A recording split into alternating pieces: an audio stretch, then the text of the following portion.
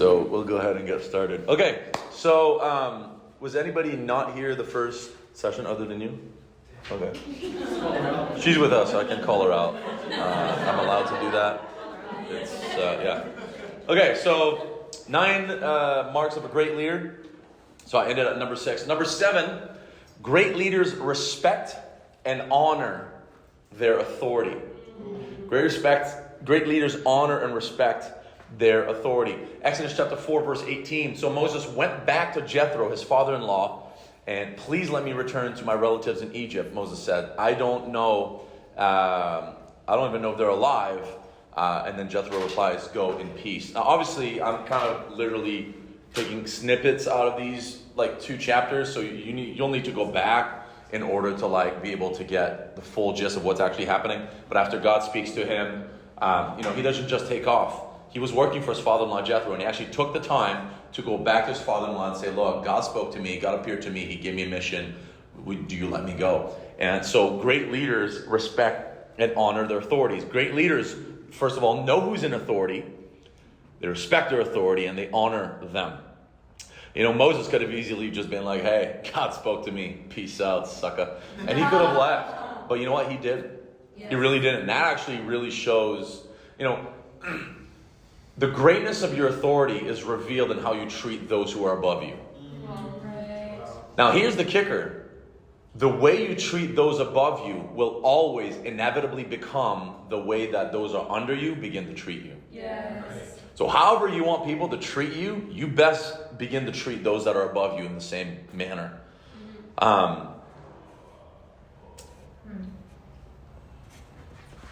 The greatest leaders will always come out of the greatest followers.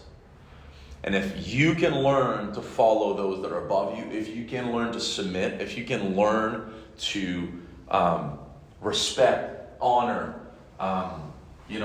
like every time my pastor is in, in our young adult service or any of our service, I never, ever miss a chance to honor our pastor and to say, hey guys, the reason why we're here, the reason why we have what we have is because, we had a vision in this and that, but our pastor was really the one that enabled us to have this vision, that enabled us to be where we are.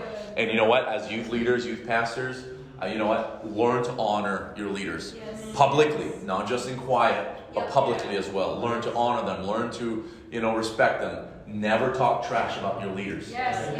Even if you feel like it, even if you got a valid point, bring it to God. He's big enough. He can handle it. Never talk trash. If you have a problem with your leader, go talk to them. Those under you have no business in hearing what you think about your leaders other than if it's good. Yes, that's good. Because here's the thing, it's always been said, those who gossip to you will eventually gossip about you. Those who talk trash about their leaders will eventually be talked trashed about. So that doesn't really make any grammatical sense, but you know what I mean. Oh Lord, I have 14% of battery. So number 7 there, Micaiah, you came in late, is great leaders respect and honor those who are in authority. Just so you know. And okay, number 8. I'm just going to plow through these. Number 8, great leaders take the time to make, train, and disciples others. One of the greatest definition of leadership actually came from, my plug's on this side though. Actually comes from Pastor Jamie Hashimoto and Pastor Ryan Hashimoto, their youth and young adults pastor. And I'll never forget that she said this one time last year, and I thought, man, that's absolutely amazing. You know what leadership is? Leadership is using your influence to build a stage for someone else to stand on. That's good. I was like, dang, that's good. Yes. That's good. How much of our leadership today is like, hey, how can I make myself greater? How can I elevate myself so that people can think I'm really all that, so then I can have influence over them? That's not the way Jesus did it. That's literally not the way Jesus literally used his influence to empower 12 other dudes to be able to do the work of the ministry. Right? What is our job as pastors, leaders, pastors, teachers, evangelists, apostles, and shepherds, right? We think in North America we have this mentality. It's like, okay, my job is to do the work of the ministry. My job is to preach and teach and give people, even as Pastor Charlie was saying, right? Like give people these, nice feel-good messages and to make myself look good. If your leadership is about making yourself look good, your leadership is crap. Yeah. Bottom line, that is not what Jesus taught us. Jesus literally said, if anybody deserves to be served, guys, it's me. Come on. But no, he chose to serve. I was sharing, I forget where now. I was having a conversation with somebody.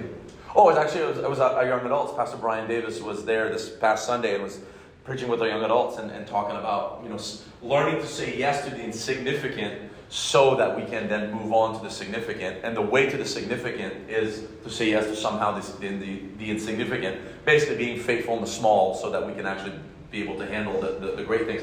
And I was reminded of this meme that I saw, and it was like, what would you do if you knew it was your last day? Right? Most of us would say, man, I go skydiving. I grew up with the courage to try to say, hey, I know I'm going to die tomorrow anyway. So if I die and this messes up, who cares? I'm dead regardless. It's like, oh, I'll travel the world. I'd eat all the food in the world, blah, blah, blah. And then it says, what's interesting is that Jesus knew it was his last day, and he still chose to wash feet. Think about that for a minute. What would you do if you knew it was your last day? On his last day, fully knowing it was his last, he chose to wash feet. Leadership is about making, training, and discipling other leaders. Good leaders care about them growing themselves. Great leaders care about growing others.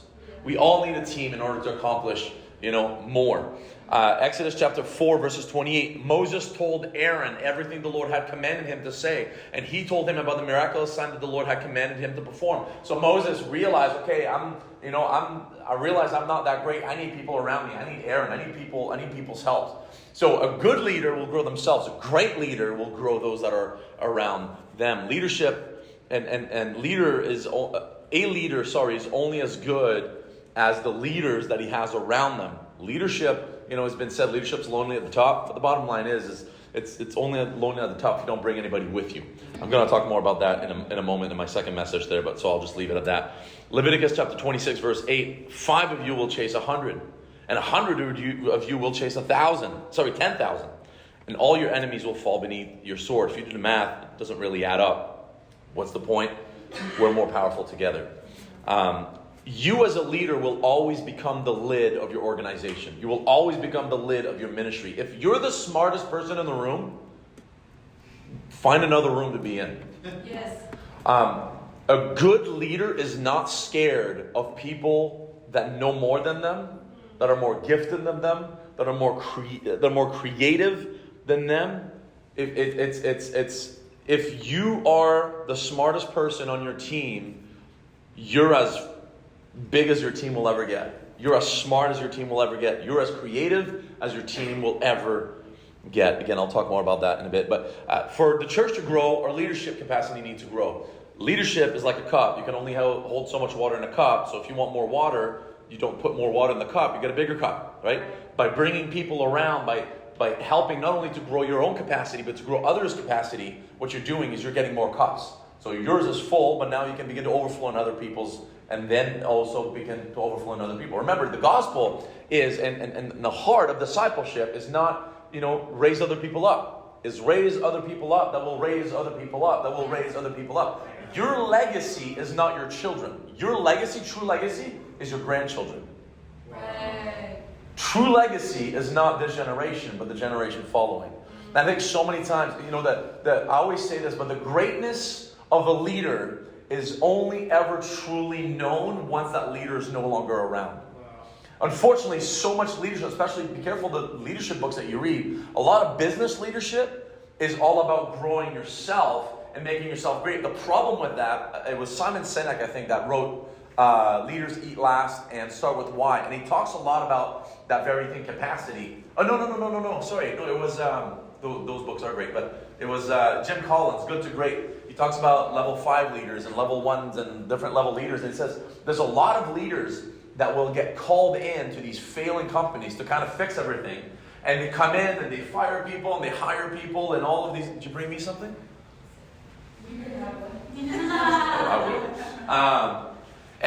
But they come in and they fix everything and everything's fine, and then they finally hire someone else and pass on the company. But then the second they leave, the company goes right back to where it was. Why?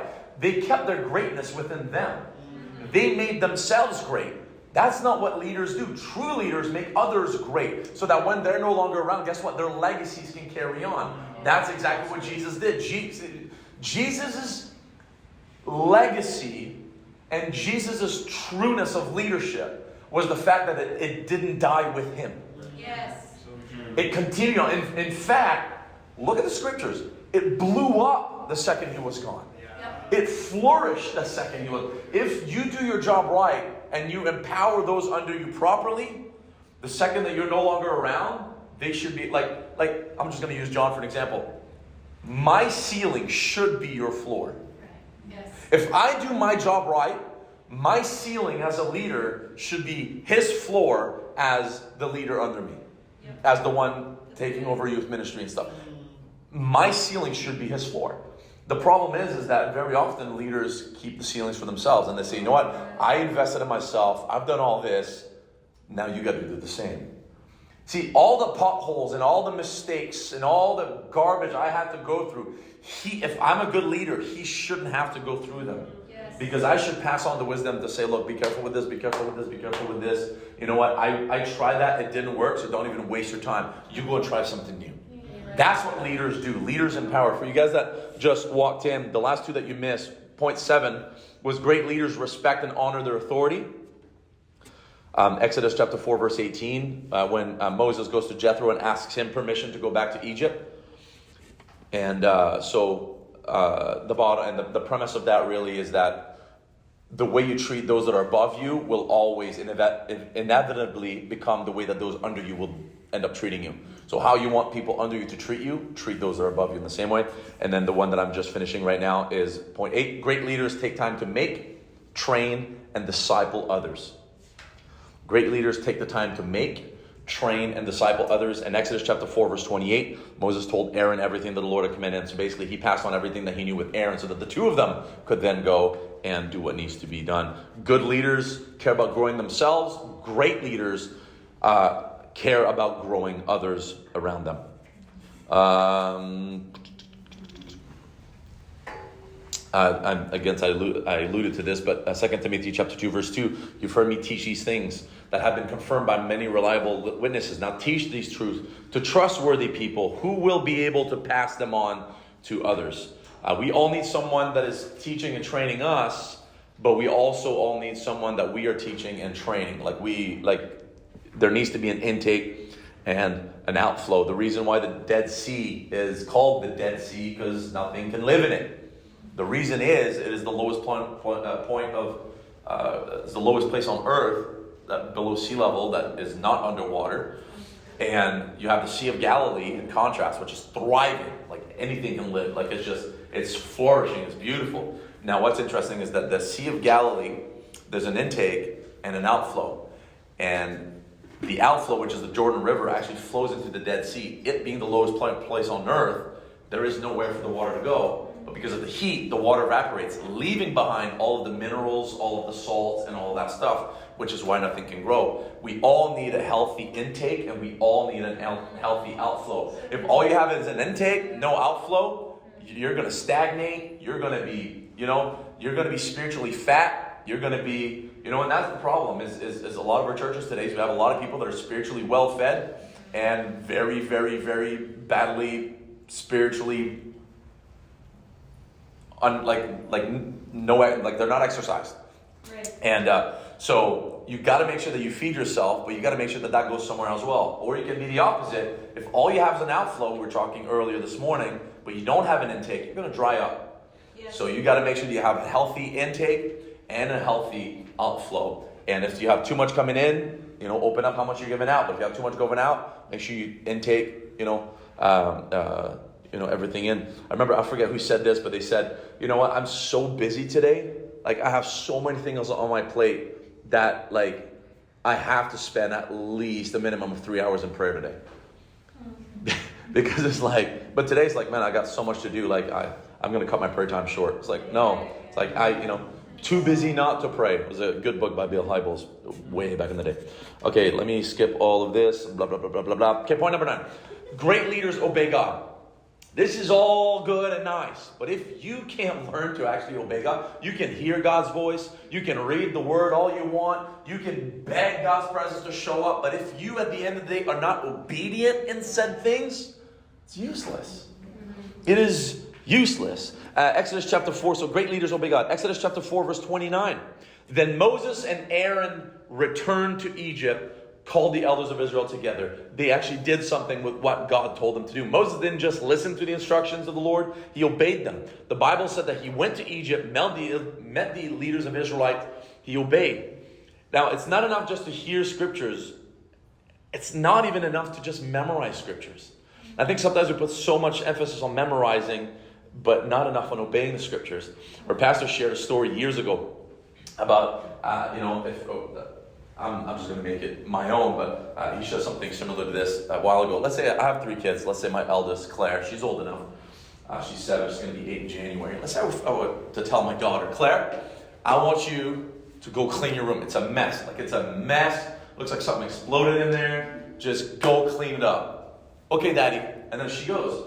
I can hear some ruffling and whatever around. I'm like, all right, half hour. All right. I didn't think it was that messy, but sure. An hour goes by. I'm like, oh my goodness.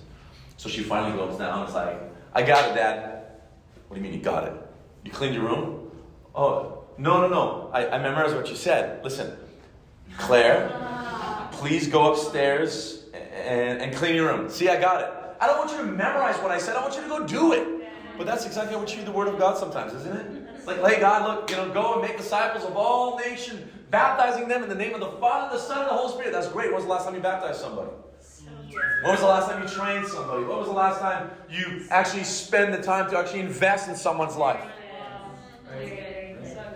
You can memorize the entire Bible. Listen, I had an uncle. This is being recorded, but I don't think it's going to be published, so that's fine.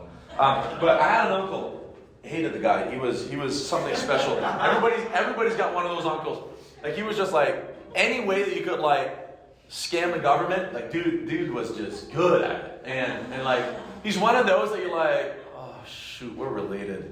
But luckily it's not by blood. Like, he married one of my aunts, so thank God for that. But long story short, he was just a crook, and he was just like a bad guy, and he went to jail for something. He got caught for something, and I think it was like insurance fraud or something ridiculous.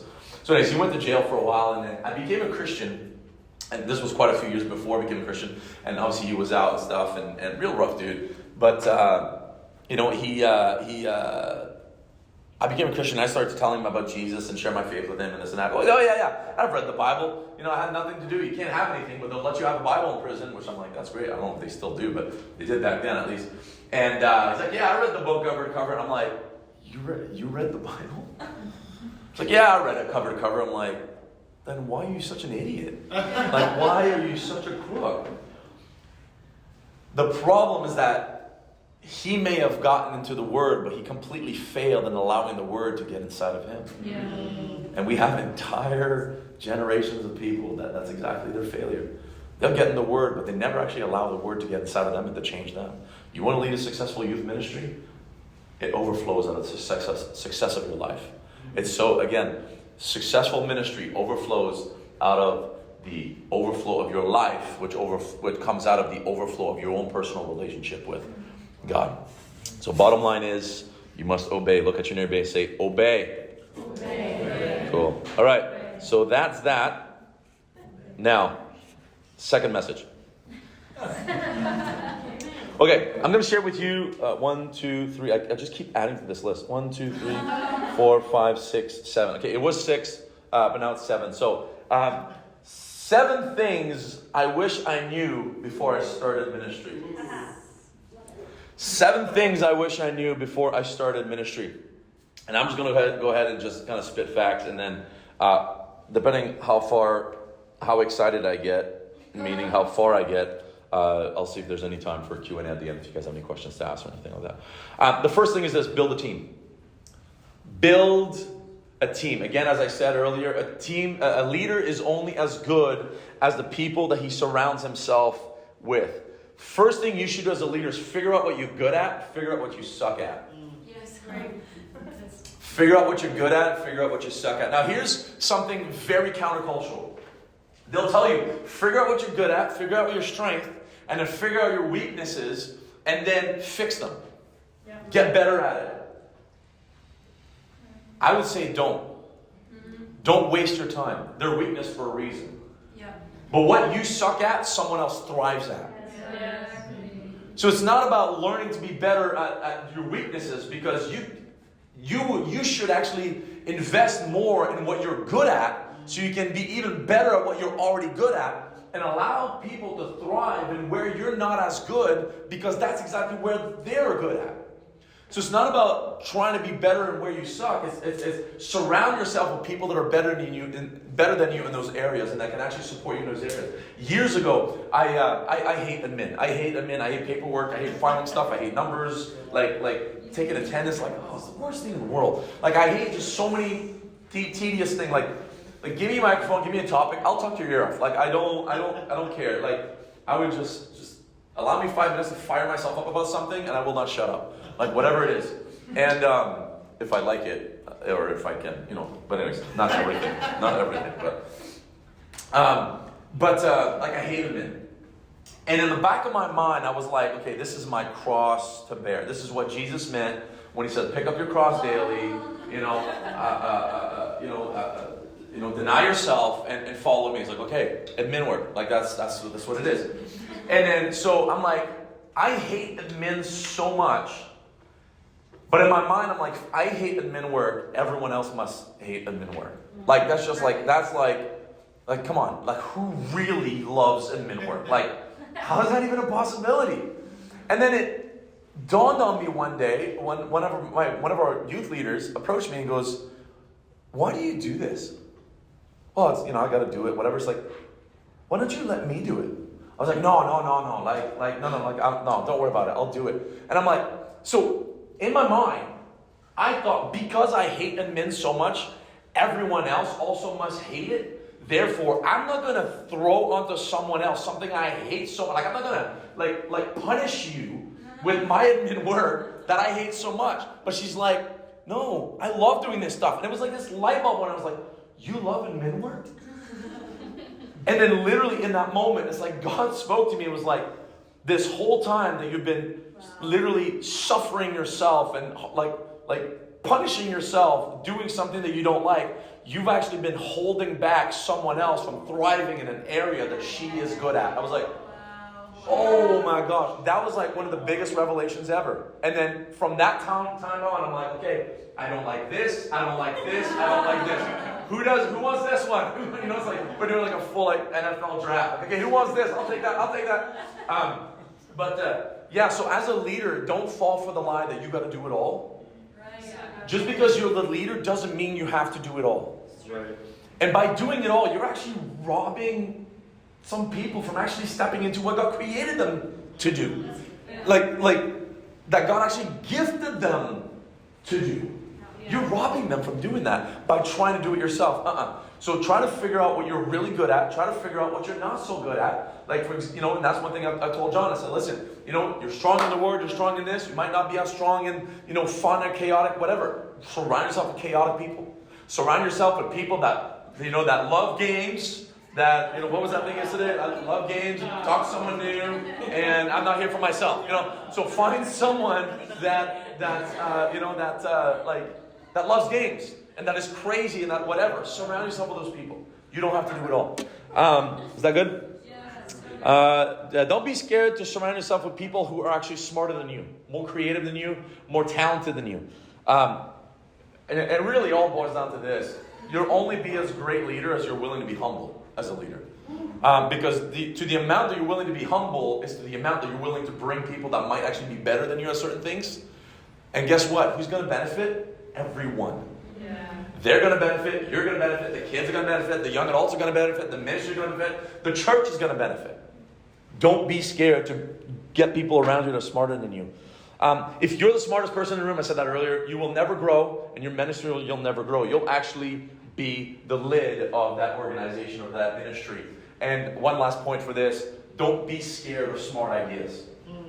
Just because you didn't come up with it doesn't mean that it's a bad idea. Yes, that's good. And I think sometimes we're like, okay, because I didn't come up with it, and then we become all, and I'm, guilty party, ground zero over here. It's like, oh, well, I didn't come up with the idea, like I'm a bad leader, and I should have come up with that, and blah, blah, blah. Listen, don't allow your insecurities to get in your way, and to build pride, to actually get in your way from the ministry moving forward. Yes. Put that behind. Get people that are smart. That's why I gather myself, around with people like JV and Gabi. They think so flippin' differently than me. Especially JV. He drives me nuts. Like he really does. He was leading worship yesterday morning on the guitar. The guy drives me nuts. He's got to be the most. Paul talks about that thorn in the flesh. I asked you 3 times, remove this thorn. And he knows it. And I say it to his face. I'm not gossiping or anything. But he is like my thorn in my flesh. But I thank God for him. Because he is the reminder that God is sufficient for me. He is my daily reminder of that. But he thinks so differently than me. That so many ideas and so many great things that have happened in our ministry has been because JV has challenged me on some things, or Gabi has challenged me on some things. Hey, why don't we do this? Why don't we spend all this money to do this? Or why don't we, do something crazy, or do this and this and this? And so many crazy ideas came. I'm not a creative at all. So I surround myself with these crazy creative people that drive me crazy. But if I can be confident enough in the fact that God has called me, I can put my pride aside and say, you know what, God? This is for the kids. This is for the young. This is for the church. This is for the ministry.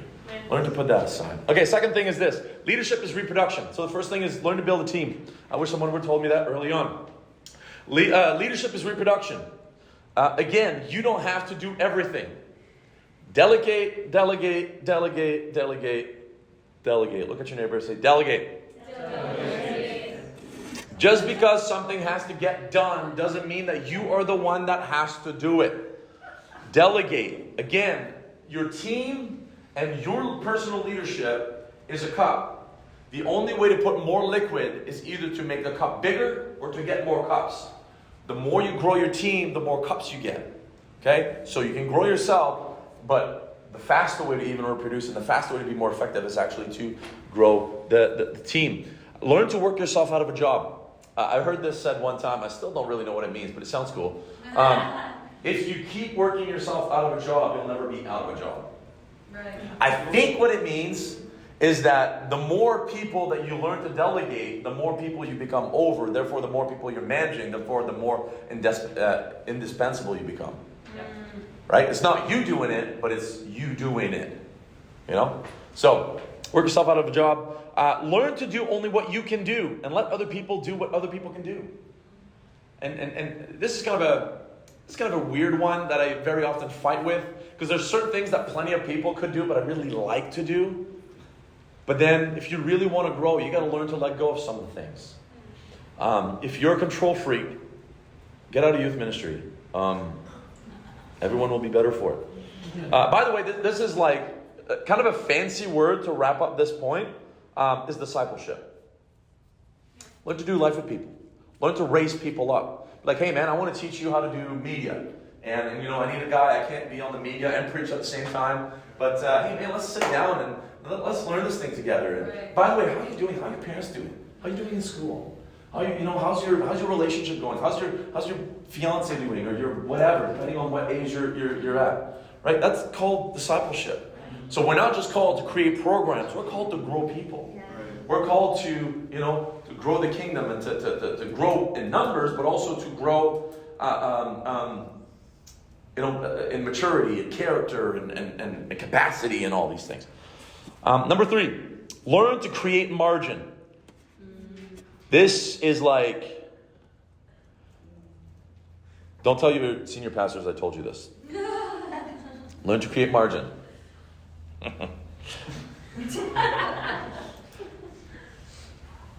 We've literally created ministries that have literally banned or even like what's the word? When you make something evil, when you make something like dark, like when you make like Sorcery. no, like demonize. Thank you, appreciate that. You made it. I'm just giving you credit for if I could do. We've almost demonized the idea and concept of margin, which goes with my next point. But margin is where creativity happens. Margin is where vision happens. Margin is where good ideas come from. Not taking your phone to the washroom while you're taking a poop for 5 minutes and actually allowing yourself to think, allowing your mind to wander for a little bit. That's where good ideas come from. Simon Sinek has a really good clip on YouTube. If you just type Simon Sinek on millennials, it's a pretty dated video. It's about 12 to 15-ish, 13, 15-ish minutes. But he talks about this very thing, that everybody, we don't allow ourselves to have a break. Every silent moment, every quiet moment, every off moment, take out my phone. Check, whatever. Allow yourself to have margin in your life where you can literally, when you go on break, go sit outside. Don't bring your phone. Sit there. Look at the stinking birds. Look at the trees. Look at the clouds. And then it's like, oh, wow, look, I've never noticed that before. Walk to work instead of driving one day if you don't. Hopefully you work within walking distance. Go for a hike. Do something different. Take a different route. Allow yourself to see different things. Sometimes, I forget what the quote is, so I won't say it. But just allow yourself to have a different type of perspective. And sometimes having a different perspective simply means looking at it from a different angle. So approach from a different angle. Approach life from a different angle. Approach leadership from a different angle. Give yourself some room. Give yourself some space. Margin is where you begin to dream a little bit. And guess what? In order to be able to create a little bit of margin, you got to learn to say no to some things. There are literally some blank spots in my calendar that I purposely make not available. Not because I have anything to do.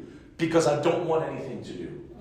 And I want to give myself some breathing room a little bit. That, okay, let me unpack what I just learned. Let me unpack, I just need to just stop and dream a little bit. Because if you don't create any margin in your life, at best, you'll become a maintainer and a sustainer. That's it. You'll just maintain you'll never move forward. Moving forward is only ever found within the margins that you create in your life. Because that's where new ideas come from. That's where next series come from. And margin could be a prayer time. Margin could be sitting in silence. Margin could be, like I said, taking a different route home. Seeing something differently. Walking instead of driving. You'd be amazed if you live within 10, 15 minute drive from your house, from work, and you walk there. It'll take you an hour and a half to walk. Or, hopefully maybe you live a little bit closer and you can walk. You'd be amazed at what you're able to see when you're walking that you never noticed when you were driving. Simply by changing the pace of transportation. But you got to learn to create margin. But today we're told, go. Come on. Which leads me to my next point, that productivity is not your identity. And unfortunately, we live in a world where productivity is, you're only as good as what you create. You're only as good. And what's this thing that we ask? Awesome, your youth pastor, great. How many people in your youth ministry? Oh, you got 500? Oh, wow, okay. Hey, man, listen. And then you begin to pick their brains. And you go to someone else, say, how many people do you have in your youth ministry? Oh, we got 15. Oh, man, that's awesome. That's great. Hey, and then you got to get busy with something else. Why? They only have 15. What do they have to offer to me? Right. That's so wrong. That is so wrong. Listen, I've been in youth ministry for 19 years. John started taking over youth ministry 2 stinking weeks ago. Okay? This past, through COVID and stuff like that, we got to maybe 45 kids-ish or whatever. John takes over 2 weeks ago. We're averaging 60 kids every week. I'm like, what the crap, John? But common wisdom will tell you, you've been in ministry for 19 years, you should have 1,000, 10,000 people in your youth ministry.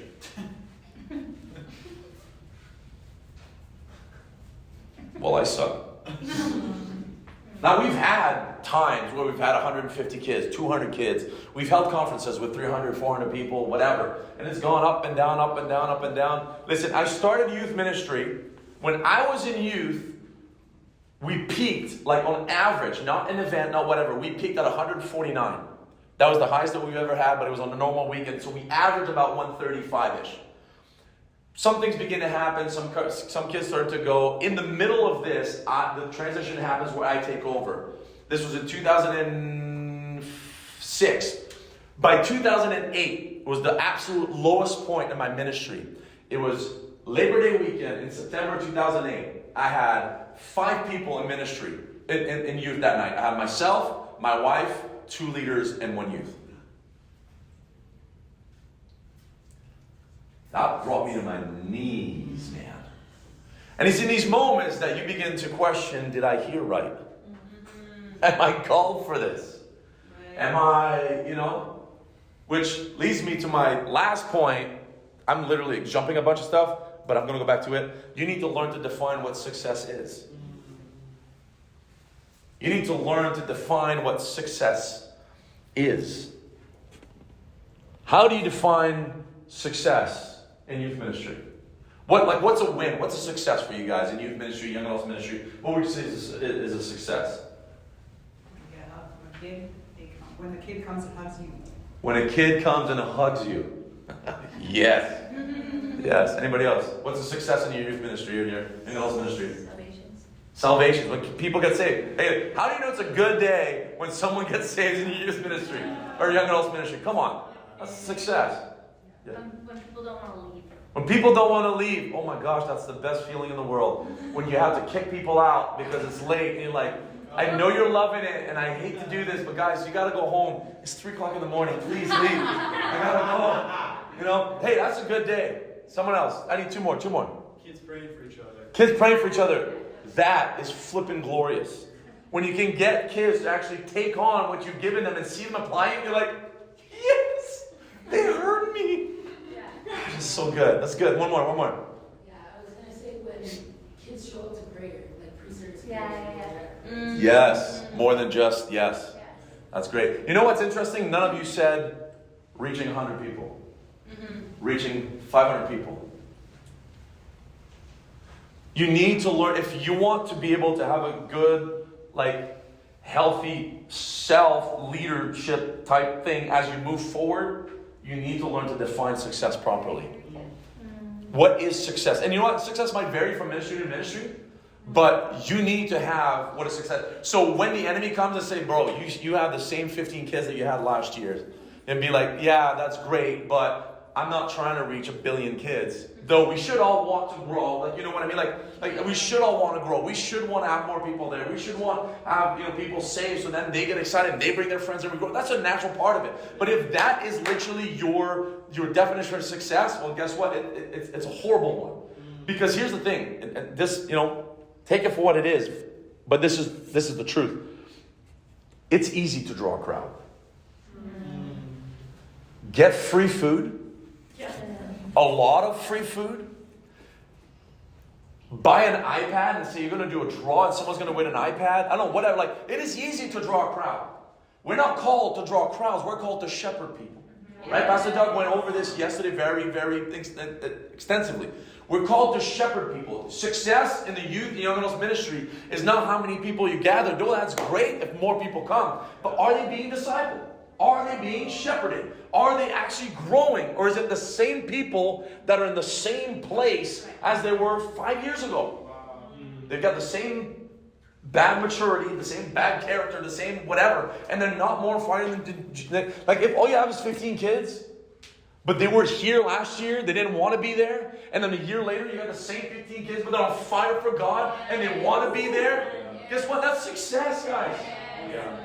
That's success, and I think we've been lied to. That's I like talking about numbers, and it does make you feel good and all that stuff. It's like, man, we got 60 kids in there, woo, we got 100 people in our young adults, woo, whatever. That's great, that's cool, but that's for me, not for that's not real success. That's not real success. And I think sometimes when people come and they say, and that's why I love MFI because MFI, and that's one thing I've seen over the years. It's never it's like, hey man, awesome. Where are you from? That's great. John, you're from Viva. That's awesome. Bree, you're from Impact. That's awesome. You're from Jezue, you're from Manitoba, and I mean that's awesome, and whatever, that's great. But it's not like, hey, that's cool. How many kids in your youth group? I've never had anybody ask me that at MFI, and I like that. And we have a bigger youth group than the average. They say what's the average, like 12 or 13 kids? I say the average youth group in North America has. So we're like way above the average. But it's like, I don't care. Like I'm just some dude that literally doesn't know anything, but I love Jesus. So friggin' much. And I want everyone to love Jesus so friggin' much. Anyways, I got excited. Okay, so I skipped like a whole bunch of stuff. Where was I? Okay, so I skipped this. I'll go back. Learn to create margin, and then I skipped to productivity is not your identity, right?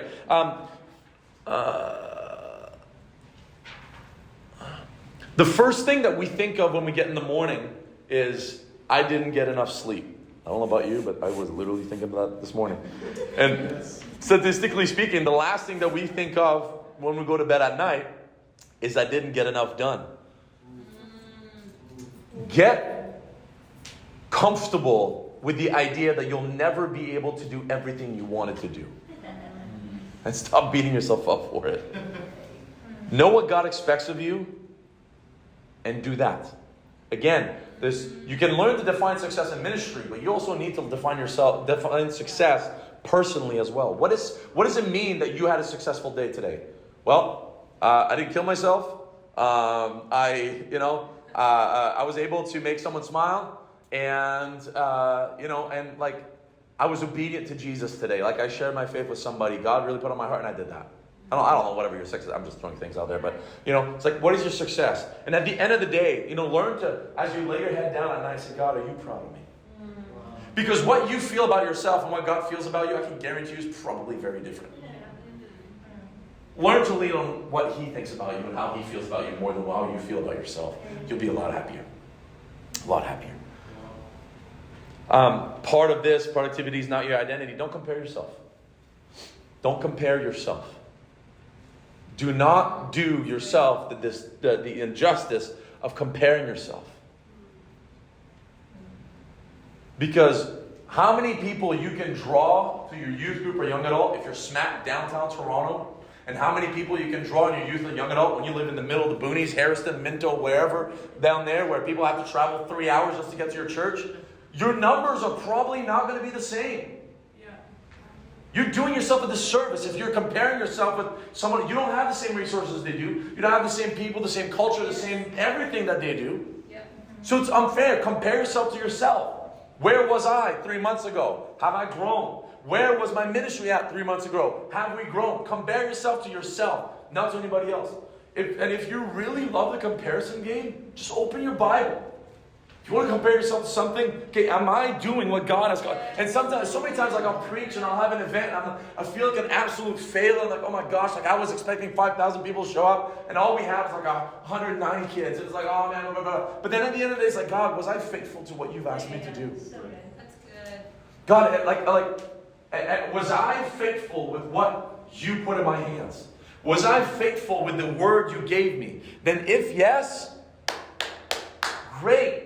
No matter what Satan tells you, no matter what the enemy whispers, and no matter what the flesh tells you, if God is proud of you, who cares? Because here's the thing I had to learn very, very long ago. If all you want is the approval of man, you'll never really say what needs to be said. Yes. You'll always only say what makes people feel good.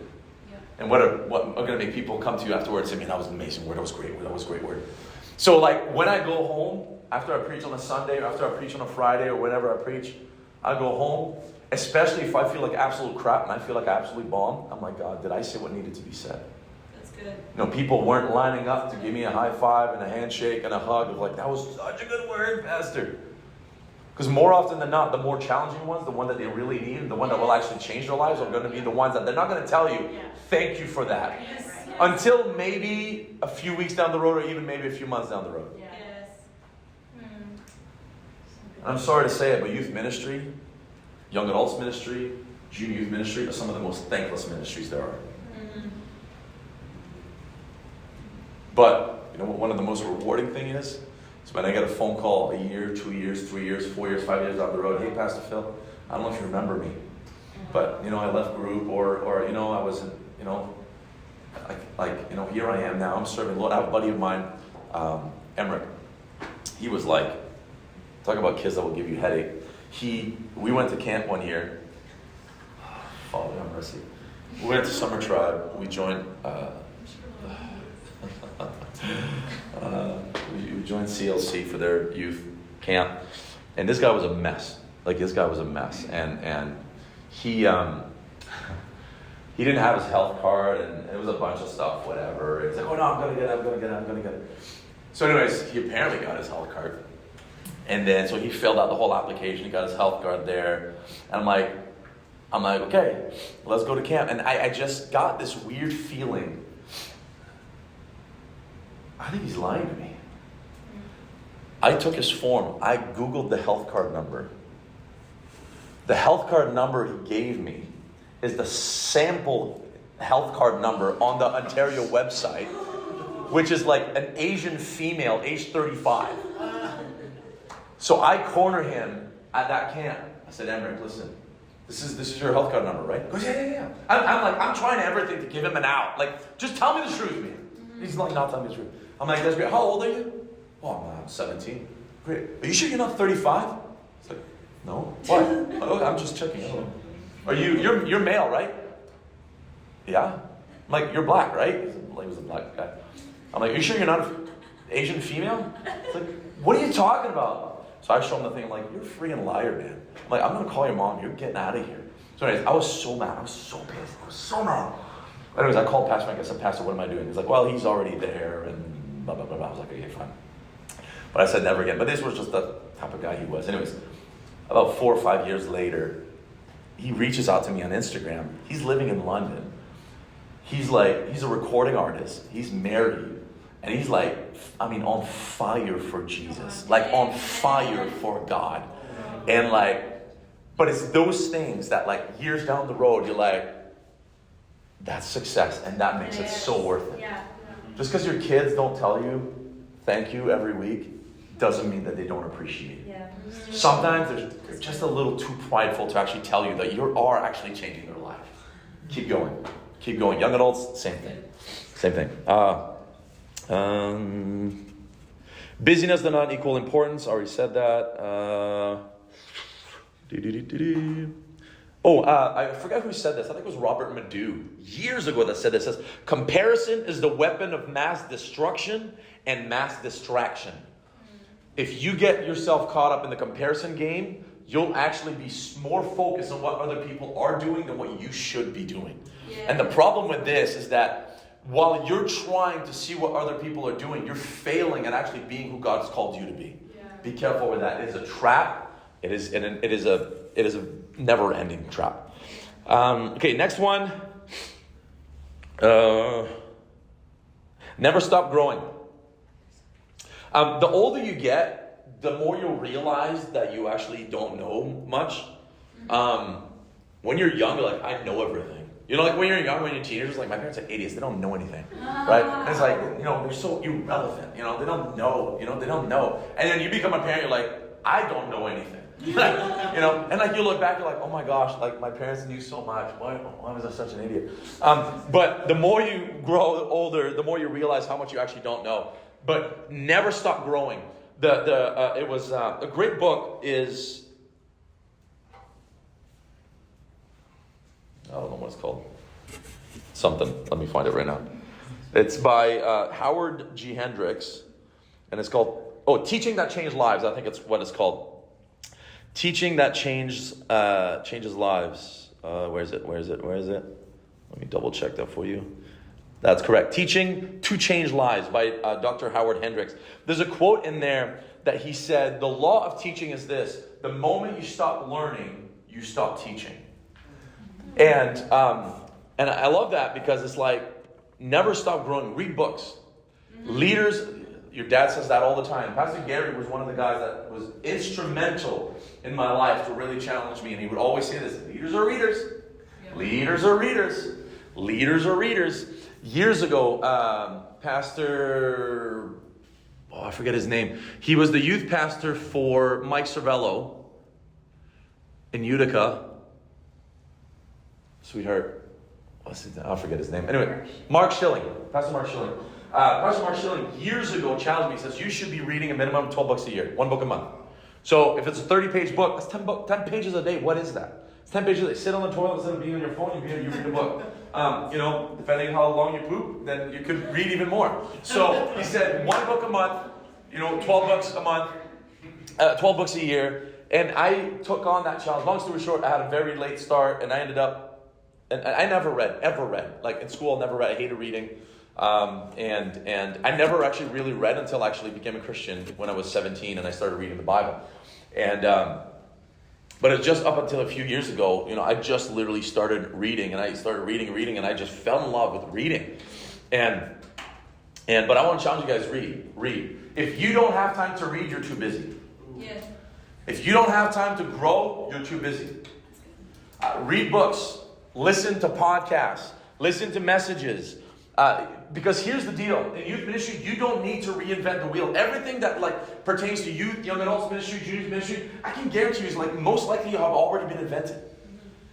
So you don't need to reinvent the wheel. Just figure out how to make it turn faster, or figure out how to whatever. But I'm sure someone else has already figured that out too.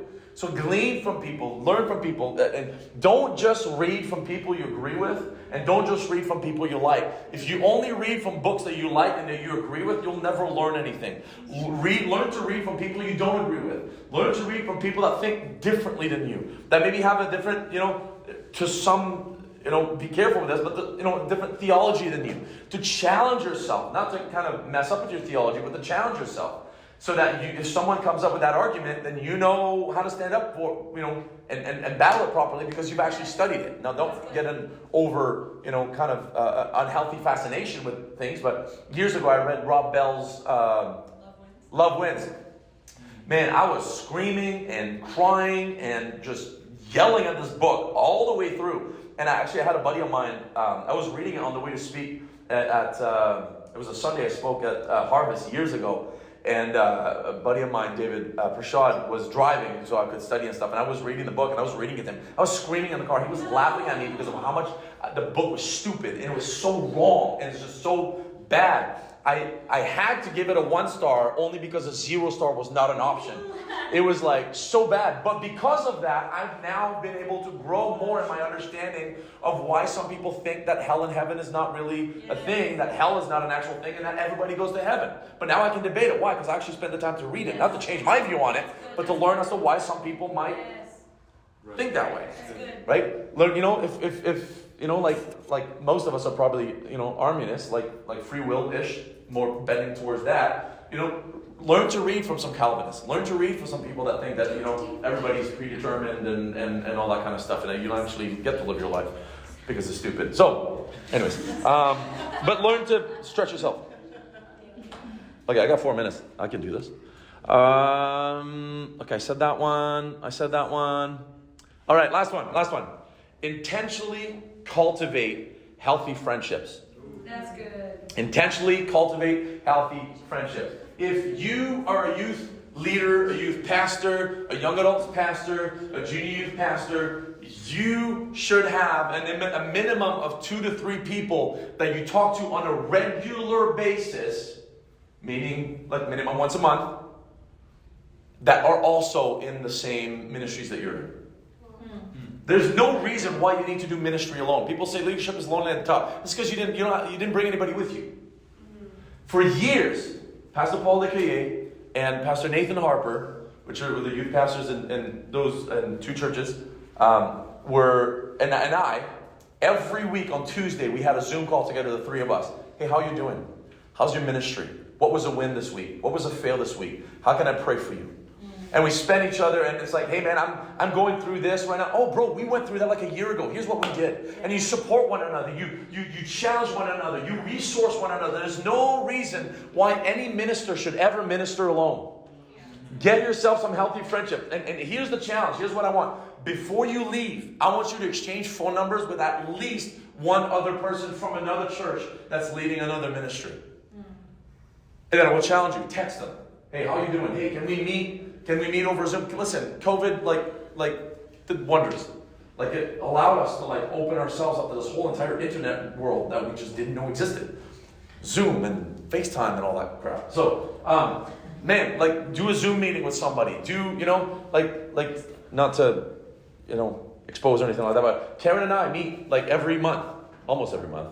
We meet every month, and it's like, hey, I'm like, here's my calendar. She picks a date, and we call. She picks my brain, and we've gone over a book together in the spring and over the summer, and then now we're starting another book together. But you know what? Like you might think that I'm challenging you and you're picking my brain, but as you come with your questions and stuff, it allows me to kind of pull these things out of me that sometimes I didn't even know was there in the first place. So you're challenging me just as much as I'm challenging you, and I want you to know that. But who do you have that's doing that for you? Who do you have that you're doing that to?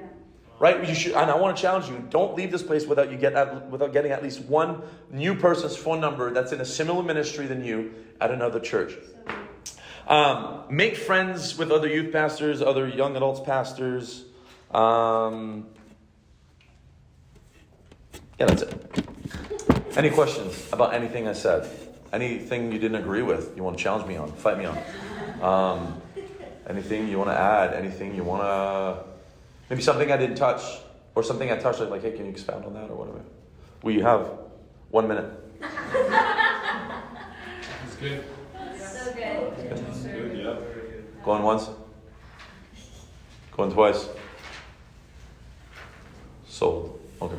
God actually said, when you're teaching, I forget what part I kind of teach the leader. Where taking time for the kids, God took time for the woman at the well. I often have thought, where Jesus went, his time of ministry, he went to the one woman and took that time. They actually went out of their way to go that direction. Yeah. And then she went and told and spread, right? Yeah. But sometimes we feel like it's a waste of time to give to one kid when we could be teaching a big group of kids, right, or whatever. But it's amazing what God can do with just. Yeah. Here's one thing that we need to understand and remember. And I was having this conversation with Brianna. Actually, she's the reason why there was 7 points instead of 6, because we were having a conversation when we arrived about stuff. And if you think about it, to today's standards, Jesus was actually a failure. Mm-hmm. If you really think about it, all he could keep was 12 dudes. He kept chasing everyone else away, and one of those 12 dudes betrayed him. Yeah. Really? That's success? Look at what we consider success in the church world today. Oh, you got 5,000 people at your church, you got 10,000 people at your church, you got 15 campuses and whatever. Bro, that's success. Dude is living it. Really? Is that how we define success? And his ministry was, 2 years? 3 years, yeah. Yeah, all he did was 3 years, 12 dudes, one of them betrayed him. In today's standard, no one would go to Jesus' church. That guy's a failure. I'm not following that guy. Think about that for a second. You need to learn to redefine what success is. Because that will either be I'm going to quit or I'm going to keep going. I'm going to be encouraged and remain on the track or I'm going to throw in the towel. That can make that huge difference. You've got to learn to define success adequately. Beautiful. Thanks for sharing.